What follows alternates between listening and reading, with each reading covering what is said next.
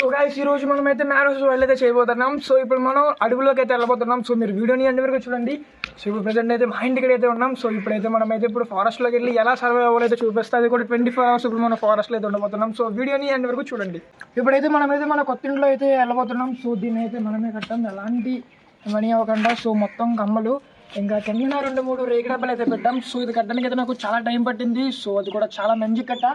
So మన కొత్త ఇల్లు ఎలాగుందో కామెంట్ చేయండి. సో మిమ్మల్ని ఇంటి ఓపెనింగ్ ఖచ్చితంగా పిలుస్తా, కాబట్టి మీరు సబ్స్క్రైబ్ చేసుకోవడం అయితే మర్చిపోకండి.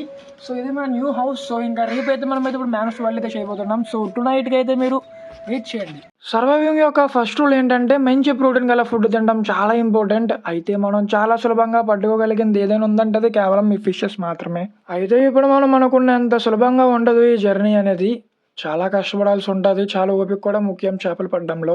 అయితే నేను అడవిలోకి వెళ్ళడానికి ముందుగా నేనైతే మంచిగా నేను రెడీ చేసుకోవాలి. నేను గతంలో ఎలాంటి చేపలు పట్టే అనుభవం అయితే మనకి లేదు, కాబట్టి ఇది నాకు ఫస్ట్ టైం కాబట్టి కొంచెం చాలా ఓపికత అయితే ఉండాలి.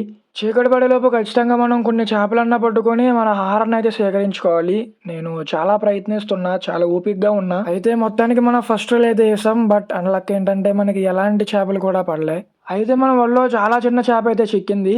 ఇది తినడానికి అంత పెద్ద చేప ఏం కాదు, కానీ పర్లేదు. ఫస్ట్ రైల్లో మంచిగానే పడింది ఒక చిన్న చేప పిల్ల. నీటిలో నడుస్తుంటే నా కాలుకి స్పర్శ తగులుతుంది. చేపలు నా కాళ్ళ కింద అటు ఇటు వెళ్తున్నాయి. కాకపోతే ఈ చేపల్లో అయితే కొన్ని తినలేనివి కూడా అయితే ఉన్నాయి. ఇప్పటికే వచ్చి చాలాసేపు అయితే అవుతుంది.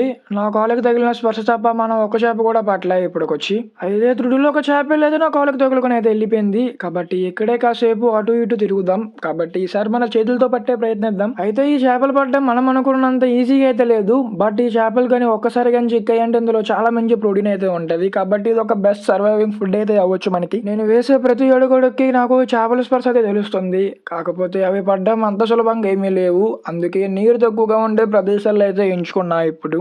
అయితే ఇక్కడ మన కళ్ళు ముందు ఇన్ని చేపలు చచ్చిపోయి ఉన్నా సరే తినడానికి దేనికి పనిచేయో. ఇవి ఇప్పటికే పాడైపోయి ఒకవేళ తిందాం అనుకున్నా సరే మనకి ఖచ్చితంగా మలేరియా వచ్చే ఛాన్సెస్ చాలా ఎక్కువగా ఉంటాయి. కాబట్టి నేను నా హెల్త్ని రిస్క్లో పెట్టే ఒపీనియన్ అయితే నాకైతే లేదు. అందుకే ఇంకా మళ్ళీ వచ్చిన ప్రదేశానికే వెళ్ళి మళ్ళీ ఈసారి అయితే చేపలు పడ్డానికి అయితే మరొక వల అయితే వేసా. కాకపోతే ఈసారి కూడా నాకైతే నిరాశ మిగిలింది. అయితే ఇప్పటికే టైం వచ్చేసి చాలా ఎక్కువసేపు అవుతుంది. మళ్ళీగా సూర్యుడు కూడా అస్తమిస్తున్నాడు. చీకటి కాకముందే కనీసం ఒక 2-3 చేపలన్నా పట్టాల్సిందే మనం. అయితే ఒక బెస్ట్ సర్వైవర్ ఉండాల్సిన మంచి క్వాలిటీ ఏంటంటే ఓపిక ఎదురు చూడడం అనేది అయితే చాలా ముఖ్యం. అయితే ఇలాంటి సమయాల్లోనే మనం ఓపికగా ఉండాల్సిందే. చేపలు పడట్లేదు అని చెప్పి ఎక్కడ కూడా నిరాశ పడకూడదు. అయితే ఇంకా మనం చేపలు ఎలా పట్టాలని చెప్పి చాలా శ్రద్ధగా గమనిద్దాం. అయితే ఈ వలలో అయితే ఖచ్చితంగా చేపలు పడే అవకాశం అయితే చాలా ఎక్కువగా ఉండొచ్చు. అయితే దీంతో పాటు చీకటి కూడా చాలా త్వరగా పడుతుంది. అయితే ఇక్కడ ఉండే ప్రతి ఒక్కరు కూడా బురద నీళ్ళ కావడం వల్ల మనం చాలా తెలివిగా ఉండాలి. అయితే ఇప్పుడు నేను చేపలు పట్టడంలో అయితే విఫలమయ్యా. కాబట్టి ఇప్పుడు వీళ్ళు ఎలా చేపలు పడుతున్నారని చెప్పి మనం చాలా నీట్గా గమనిద్దాం. ఇంకా నెక్స్ట్ టైం మన సర్వైవింగ్కి వెళ్ళేటప్పుడు ఈ ట్రిక్స్ అయితే యూజ్ చేయొచ్చు. అయితే నాకు చేపలు పట్టడం అనేది అయితే చాలా ఇష్టం. కాబట్టి నేను ఖచ్చితంగా నేర్చుకుంటా. ముందు రాబోయే రోజుల్లో అయితే చాలా మంచి సర్వైవర్ అయితే అవుదాం.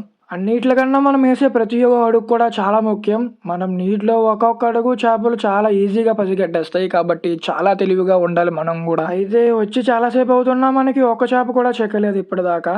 అయినా ఏం పర్లే, కాసేపు అయ్యాక మనకు ఒక చేప అయితే చిక్కింది. అదైతే తినడానికి ఎలాంటి రుచి ఉండదు. కాబట్టి ఆ చేపని అయితే నీటిలోనే విడిచిపెట్టేశాం. అయితే ఈ చేపలు మనుషుల కన్నా 5 రెట్లు చాలా వేగవంతమైనవి. నేను నీటిలో చెయ్యబడ్డగానే నా రాగనైతే పసిగట్టి తప్పించుకుంది చేప. మనం చాలా జాగ్రత్తగా గమనిస్తే చేపలు పట్టడంలో అయితే మనకి చాలా ఎక్కువ అనుభవం అయితే ఉండాల్సిందే. ఓపిక కూడా చాలా ముఖ్యం. దీంతో పాటు చాలాసేపు కష్టపడ్డాక మా నాన్నగారికి ఒక చేప అయితే చిక్కింది. చాలా చిన్న చేప కావచ్చు, కాకపోతే వచ్చే ఆనందం చాలా ఎక్కువగా ఉంది. వచ్చాక మాకు చిక్కిన మొదటి చేప అయితే ఇదే. అయితే ఈ చేపకున్న పేరు వచ్చేసి మట్టపిల్ల. ఇవి చాలా వేగంగా ఉంటాయి. ఇట్టే మన చేతిలో నుంచి జారిపోతాయి. ఇప్పుడు ఈ చేప కానీ నీటిలో పడిందంటే ఇంకా మన చేతికి అయితే ఇంకా చెక్కదు. ఇంకా కాసేపు అయ్యాక మనకి అదృష్టం చాలా మంచిగా కలిసి వస్తుంది. ఈసారి కూడా మరొక 2 చేపలు అయితే పడ్డాయి. ఇది తినడానికి చాలా మంచి రుచిగా ఉండే చేప. దీని పేరు వచ్చేసి బొచ్చు పిల్లలు. చాలా మంచి చేప ఇదైతే మనకి. పర్లే, మనకి చాలా మంచిగా చేపలే పడుతున్నాయి. ఒకసారి 2 సార్లు కాదు, మొత్తానికి మనకి 3 సార్లు చాలా మంచి చేపలు అయితే చిక్కాయి మనకి. వలలో చేపలు పడాలంటే ఖచ్చితంగా కాలు కిందకి ఈడ్చుకొని మరీ వెళ్ళాలి. నీటి మొత్తానికి వల అయితే చాలా కిందకు ఉండాలి. అప్పుడైతేనే చేపలు అందులో చిక్కుకుంటాయి. వీలైనంత వరకు చేపలు మన కాలు దగ్గర తగిలినప్పుడు మనం ఆ చుట్టుపక్కల తిరగడం చాలా ముఖ్యం. అప్పుడైతే మనకి మంచిగా చేపలు పడే అవకాశం అయితే ఉంటుంది. అబ్బా, ఈసారి కూడా మనకి ఎలాంటి చేపలు కూడా వలలో చిక్కలేదు.